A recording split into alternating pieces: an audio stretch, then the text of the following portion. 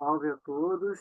Ah, Aqui faz parte de uma coletânea de entrevistas com personalidades, instituições que acompanharam a trajetória da comunidade indiana de Tijuca durante o processo de remoção. A ideia é registrar toda a memória dela desde a fundação dela em 1947. Mas vamos dar ênfase ao processo de remoção uma participação hoje da Luciana Mendes.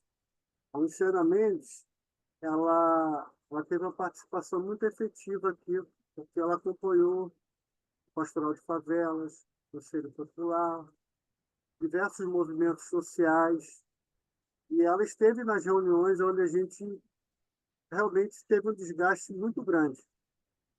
Então, com a palavra agora a querida Luciana Mendes, que vai se apresentar, vai falar o currículo dela, e depois ela vai ter aí 10 a 15 minutos para fazer uma explanação sobre o que foi a Indiana para você, o que foi esse processo para você, porque nós que vivemos esse momento, a gente tinha um olhar, mas vocês que estavam acompanhando a gente, vocês que realmente viram toda aquela situação, é necessário que a gente tenha também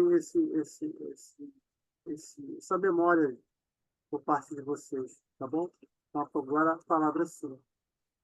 Obrigada, Marcelo, por essa oportunidade de contribuir com o Museu de Memórias da Comunidade Indiana, na Tijuca. Como você mesmo falou, né? Eu estive na Indiana num momento crucial, né, para a favela, que foi o processo, né, o processo de remoção engendrado aí pelo prefeito Eduardo Paes, né? Eu acompanhei o processo, né? Quando eu comecei a acompanhar o processo, ele já tinha, né, se iniciado em 2012. Então, eu cheguei na Indiana em 2016. E é engraçado pensar como é que eu cheguei lá, né? Porque foi através do... A primeira vez que eu ouvi, né, ouvi sobre a Indiana foi durante o Hub Favelas, o primeiro Hub Favelas, né? Que é aquela conferência que reúne, né, especialistas, moradores, organizações que querem debater a questão da favela nas cidades brasileiras, né?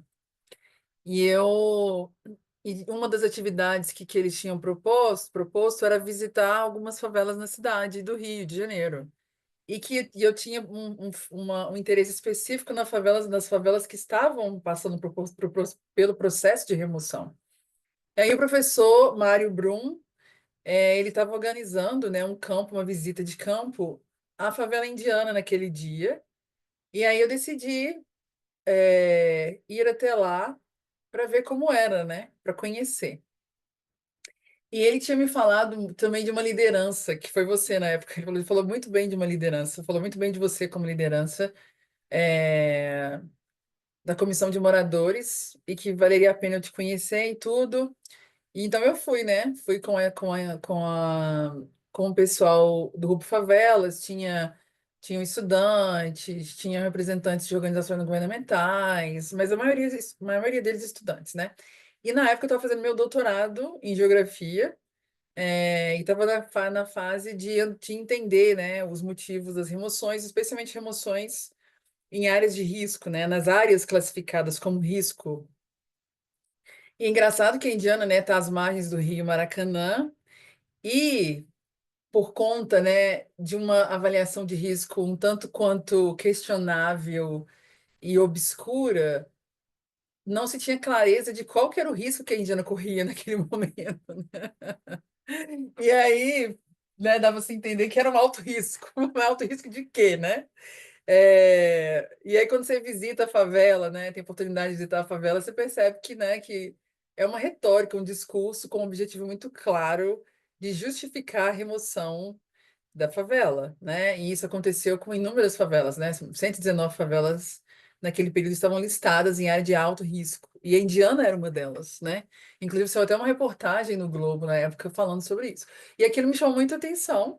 Então, eu fui naquele campo, percorremos a favela indiana, foi para mim assim, nossa, me abriu uma outra perspectiva, uma outra do que era, né, os movimentos de favela, os movimentos de resistência, né? A Indiana sempre muito organizada, com um discurso muito organizado, né? E tinha uma vontade muito grande de mostrar a importância da favela naquele contexto da Tijuca, né? A importância da favela para os moradores, para a cidade. A história da Indiana sempre foi muito marcada em todos os encontros que eu fui. E aí um dia eu resolvi decidir, depois desse campo, né, que eu conheci a favela indiana pela primeira vez, que eu ouvi falar da existência da Indiana, eu voltei, eu não sei se o Marcelo lembra, né, que eu fui lá na casa dele. Eu bati lá na porta.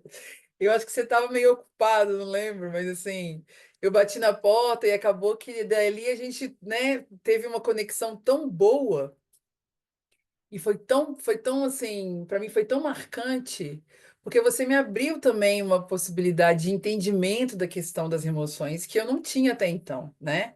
E eu lembro que eu ficava ali, quando eu ia conversar com você e com os outros moradores indianos, mas você como uma das lideranças que eu tinha mais contato, né? É, eu ficava assim, nossa, eu ficava assim, cara, eu preciso aprender, porque eu não sei nada, né? Vocês tinham um repertório maravilhoso, sabiam muito bem onde queriam chegar. E eu só ficava lá para aprender, só escutando, e sempre que demandava e que necessitava, eu estava lá apoiando, apoiando na organização de protestos, apoiando durante as reuniões, apoiando, pensando em estratégias de como a gente vai, né, fazer essa agenda, né, da anti-remoção, né, ganhar visibilidade para a cidade. Então, assim. Para mim foi um processo assim maravilhoso. E eu acho, eu acredito, eu acho que é muito importante para mim falar isso, que eu não tive essa oportunidade. Porque depois eu voltei para Inglaterra depois da minha fase de campo, eu voltei para Inglaterra, terminei o meu doutorado e aí logo em seguida veio a Covid, tive filho no meio, aí veio Covid. E aí veio trabalho, né? E aí nunca mais tive a oportunidade de voltar e de falar com as pessoas que fizeram parte disso. Engraçado, e eu quero muito agradecer porque a Indiana me trouxe até aqui. Se eu estou aqui hoje na Universidade de Lancaster trabalhando como professora, eu devo muito à universidade, eu devo muito à favela indiana, ao Horto, à Babilônia, à Rocinha, à Maré. Eu devo muito à Vila Autódromo, eu devo muito a todas essas favelas e aos seus moradores e à sua luta, porque vocês vieram comigo, né? Vocês estão aqui ocupando esse lugar junto comigo de alguma forma. Eu queria muito agradecer isso. E a Indiana, para mim, é essa memória, né? De que é possível sim resistir aos projetos de poder de uma cidade excludente, racista, né? Uma cidade que não considera, inclusive, as necessidades das mulheres moradoras de favelas também, né? Tem inúmeros casos aí na Indiana, né, de como as mulheres são radicalmente afetadas pelo processo de remoção, né? E são muito vulnerabilizadas. Especialmente as mulheres pretas e pobres, né? Então, assim, e eu acredito, eu aprendi muito com o movimento de favela, eu aprendi muito com a Indiana sobre como se organizar, como se destacar, como tornar algo visível, importante, como mudar a retórica, né? E o discurso sobre favela, representa a favela, né? De tirar esse lugar, a favela desse lugar de estigma, de, de lugar de criminalidade, de pobreza, de atentado à questão ambiental, porque também tem essa retórica, né? Ah, porque os moradores de favela só contribuem para a destruição do meio ambiente. Cara, a Indiana veio para mostrar que nada disso é verdade, sabe? Que os moradores têm sim os seus propósitos de ter sim um local, morar num local melhor, digno, né? Que eles têm sim muita vontade de reduzir os riscos esses criados muitas vezes pela própria prefeitura, né? Tem aí o Rio Maracanã e aquele canal ali que eles reduziram e que cria um problema quando chove, né? Aquilo foi obra da prefeitura, né? É, aquele estreitamento do canal ali aquele estreitamento do rio, né? Ali logo na entrada da Indiana, aquilo é um risco criado pela prefeitura, não é um risco natural, né? Mas é um risco criado pela prefeitura, né? E os moradores muito conscientes, batendo sempre nisso, nessa tecla, né? E sempre coletando documentos, evidências de que aquelas análises estão erradas, de que elas são carregadas de preconceito, de objetivos obscuros, né? Não claros sobre o destino dessas favelas, porque tem um projeto muito claro, político, econômico, muito claro para essas favelas, né? Todos nós sabemos, né? Então, assim, para mim foi muito revelador, assim, foi muito importante. Eu aprendi muito, eu ainda aprendo bastante com a Indiana e o movimento e os movimentos de favela. Muito.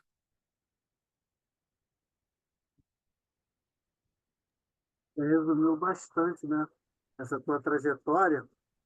E quando você começou a andar com os representantes daqui da comunidade, dos movimentos sociais, quando você conheceu o Conselho Popular, a Pastoral de Favela, fala essa tua experiência, por favor. Pois então, quem me introduziu ao Conselho Popular e à Pastoral de Favelas foi você, né, Marcelo? Foi você que me levou, né, pela mão. Você tinha a agenda de tudo, né? Sabia tudo que estava acontecendo. E aí você me levou pela mão até a reunião no Conselho Popular. E foi ele que eu conheci o NUT, né? As advogadas do NUT, né? Que tiveram um papel muito relevante nisso também. Foi a partir dali que eu conheci todas as entidades chaves, né? Para esse processo de luta contra as emoções e pela luta por moradia digna, né? Foi você me levando para o conselho, e lá no conselho eu conheci, né? No conselho, porque o conselho está dentro da pastoral, a pastoral de favelas. E ali eu conheci as meninas da pastoral, conheci as advogadas do NUT, conheci o NUT, eh, conheci outras favelas, né? O Horto, a luta do Horto. Você também me introduziu ao Horto, né? Eu lembro. Eu acho que você me introduziu também à Vila Autódromo. Então, assim, foi uma espécie de construção de uma rede, assim, né? Eu conheci uma pessoa que foi me abrindo portas para outros movimentos de favela e outras favelas e outras lideranças. E foi extremamente importante o conhecimento dessas entidades, organizações, né, e lideranças, porque, primeiro, elas trazem a memória da luta, né? Eu acho que o Pastoral de Favelas está aí, né, há mais de 50 anos, talvez. Eu não me lembro muito bem a data de fundação da Pastoral de Favelas, mas, né, tem bastante tempo, 40, 50 anos. É, 40 e poucos anos, não é não? Quase 50 anos. Está entre 40 e 50 anos, né?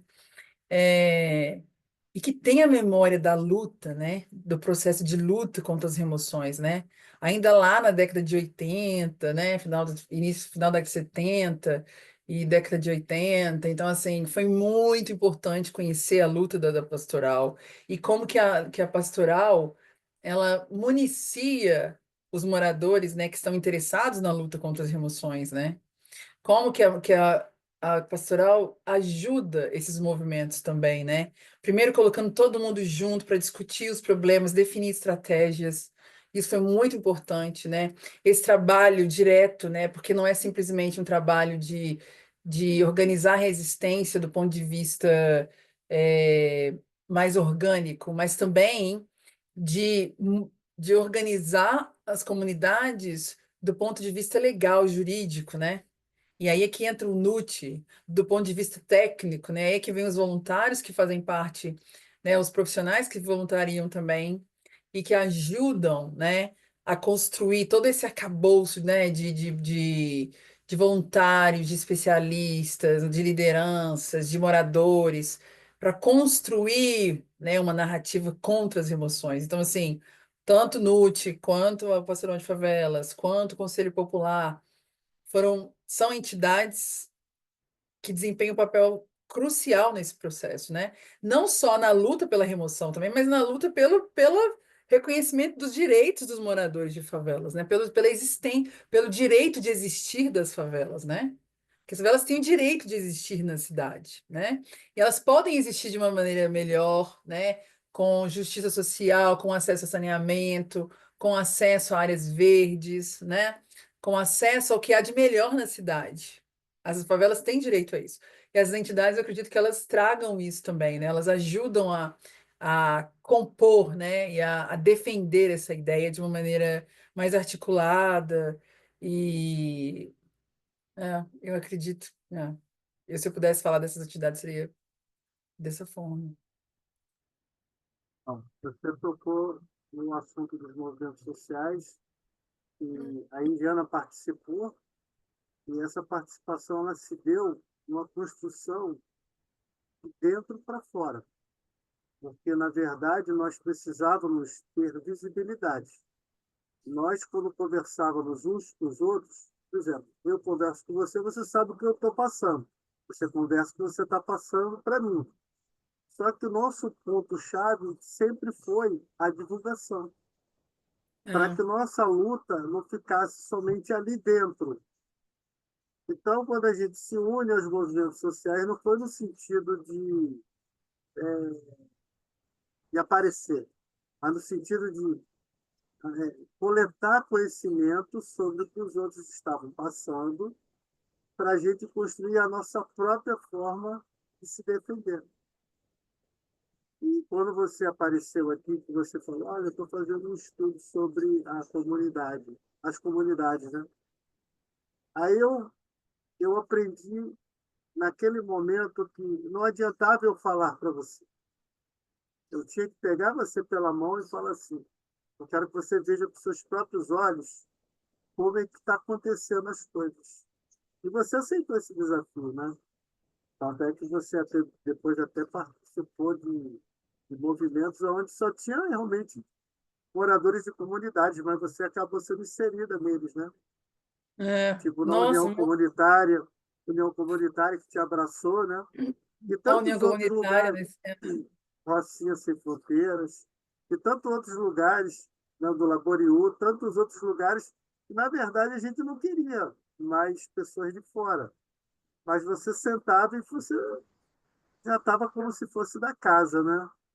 É. Então, você também participou do evento lá gente, da Ana Issa, né? Ana da Itaguaí, né? Como é que é? Lá no Guaratiba, Pedra de Guaratiba. Guaratiba. Até Guaratiba a gente foi, nossa. Nos levou até Guaratiba com o processo de remoção é, encampado pelo exército, né? Você viu ali também que era uma coisa que foi um terreno que foi dado, né? As pessoas cresceram, se multiplicaram, é claro, né? Ali foram, foram criando raízes. Em determinado momento falaram que eles não podiam mais ficar, mas como? É.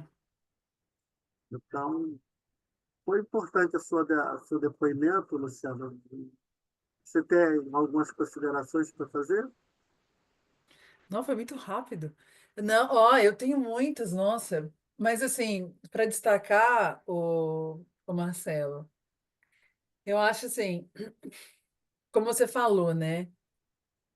Eu acho que a Indiana foi muito inteligente, astuta, né?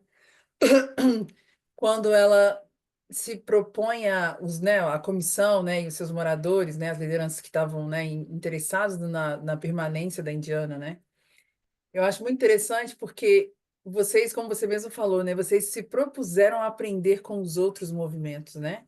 A beber de outras fontes. Eu me lembro, você era incansável na busca, né, por escutar e aprender com os outros o que estava acontecendo. Você ficava lá, sentava, observava, fazia suas ponderações, mas estava ali, né? Absorvendo e pensando, ok, como é que eu posso, o que que eu faço com isso em relação aos interesses da minha comunidade, né? E isso foi muito marcante para mim, assim, muito marcante. E acho também pela indiana, né, pelo olhar da indiana, né, através do olhar da indiana, eu também pude entender como que esses movimentos todos são articulados, estão articulados, né? Como que eles constituem uma rede, né? E como que eles podem trocar uns com os outros. Eu acho que talvez a ideia de museu seja uma das mais potentes, né? Porque você está propondo também criar um museu da Indiana. e seja uma das formas mais potentes e que já dialoga com uma ação que já vem sendo adotada pela Indiana há muito tempo, né? Mas não tinha esse nome de museu, né? Mas era de registrar a memória, né? De registrar a memória. E eu acho que agora, né, isso se consolida com a criação do Museu de Memórias da Comunidade Indiana. Essa ideia, né, de trazer o olhar, né, dos outsiders, né, ou de quem estava de fora sobre a Indiana, eu acho que muito interessante, que legitima, né, a própria existência da Indiana, né? Apesar de eu achar que não precisa dessa legitimidade, mas talvez para um certo público classe média, né? Não sei, que tem preconceitos em relação às favelas, né? Isso faça sentido, né? E então é isso. Como que você, através da sua busca, né, por defender o território da Indiana, aprendeu tanto com os outros movimentos também? A gente pôde dar nome para eles, dar nome para todos eles, visualizá-los, aprender com as estratégias deles e criar nossas próprias estratégias, né? Que a gente criava muitas estratégias também, né? A gente sentava para criar estratégia.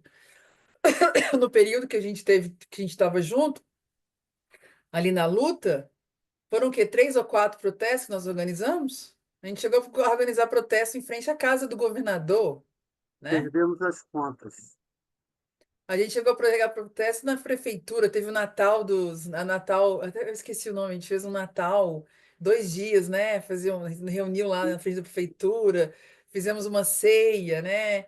A gente tava em tudo quanto era canto. Eu tava grávida, nem sabia, a gente percorreu a Barra da Tijuca inteirinha, fomos parar lá na Vivendas da Barra, que a gente foi parar, que a gente fez um protesto lá, no daqueles condomínios, na casa do Crivella, não Nós foi? fomos até na casa, no Alto da Boa Vista, na casa do Eduardo Paes. Também Sim, fomos a primeira comitiva a ser recebida pelo próprio prefeito, se lembra? sim, lembro, eu lembro.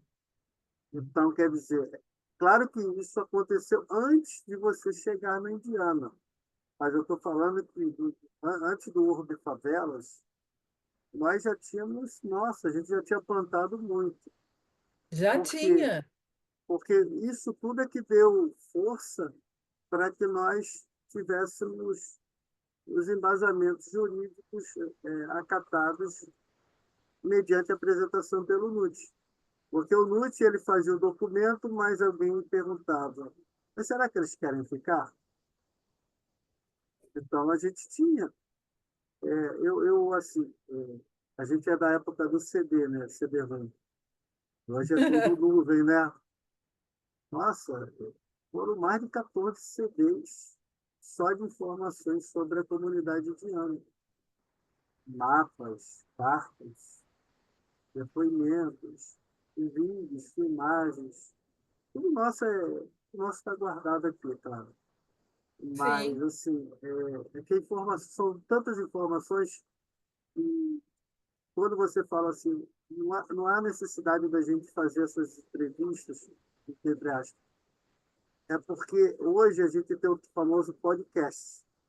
Então, hoje, as pessoas estão mais antenadas com vídeos curtos, com informações mais compiladas. Então, se isso, você isso. chegar e jogar uma gama de informações, a pessoa, opa, para, eu não tenho tempo para ler isso tudo. Eu não vou tentar entender, porque eu vou levar o mesmo tempo que vocês levaram de luta. Então, hoje, a gente precisa realmente de pessoas que façam um resumo, uma síntese, e digam: olha, não foi fácil, mas foi preciso.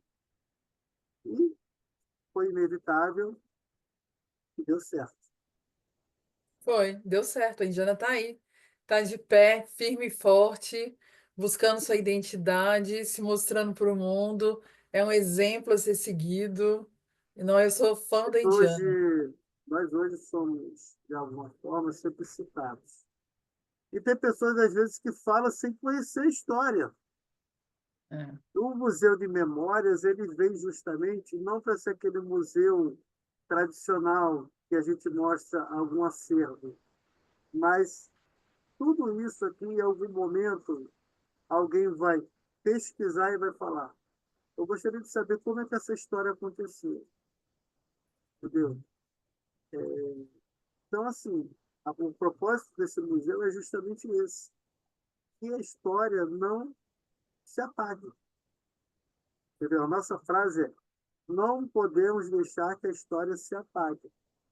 A nossa história. Porque Exatamente. teve a história da fundação, teve a história da, da construção da comunidade, e a comunidade, de alguma forma, ela se reinventou depois do processo de remoção. Tem muita gente que não sabe, acha que está tudo bem, houve perdas, mas houveram perdas, perdas materiais, perdas familiares, perdas emocionais. Pessoas Absolutamente. morreram aqui, pessoas morreram. Perdemos recentemente em São Antônio faleceu, Ah, eu não faleceu, sabia. faleceu. Então, muitas das pessoas que fizeram parte da luta faleceram já. E faleceram devido às consequências e às sequelas da luta. Sim. Seu Antônio, o Entendeu? adoecimento do seu Antônio foi por conta do processo de remoção, né? Sim, porque Depois disso, algumas apareceu pessoas. com uma série de doenças crônicas, né?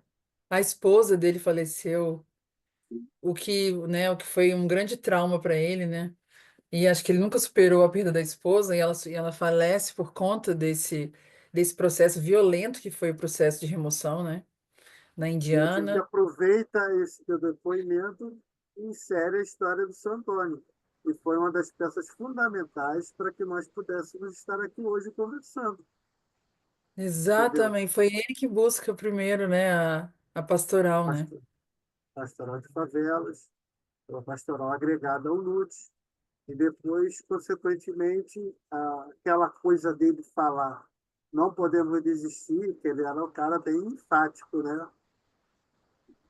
Com isso, ele conseguiu realmente atrair a atenção de pessoas que falaram, não, ele está certo, É, ele está ele certo. lutou pela Indiana e acho que teve essa entrevista deveria ser dedicada ao seu Antônio, porque, nossa, eu adorava o seu Antônio e eu aprendi muito com ele, muito mesmo. A E gente eu pode acompanhei o fazer sofrimento como dele imenso por causa desse processo totalmente sim, violento e injusto de tentativa de retirada de vocês aí. Ele foi um guerreiro e ele foi até o final, né? Apesar de ter sido machucado profundamente pela perda da esposa, né? O que foi, assim, um baque para ele. Depois ele começou a ter problemas de saúde por causa disso, né? E foi definhando também um pouco por causa disso, né? é isso aí. Ai, Obrigado por Marcelo, eu você não ter sabia que ele tinha morrido. Nossa. uma grande perda. Enfim, descanse em paz. Mas perdemos outras pessoas também, né? Então, assim, obrigado pela tua disponibilidade. Isso aqui Obrigada. depois eu vou te mandar o link que ele vai subir para a nossa plataforma lá no YouTube do canal de memórias. Ah, Tá você já tem bom? um canal de memórias, então tá bom. Eu quero Tá ver. bom? Muito Obrigado, obrigada, viu, então. pela oportunidade, por me considerar para o, né, para o museu. Eu me sinto assim honrada e lisonjeada, viu? Tá bom.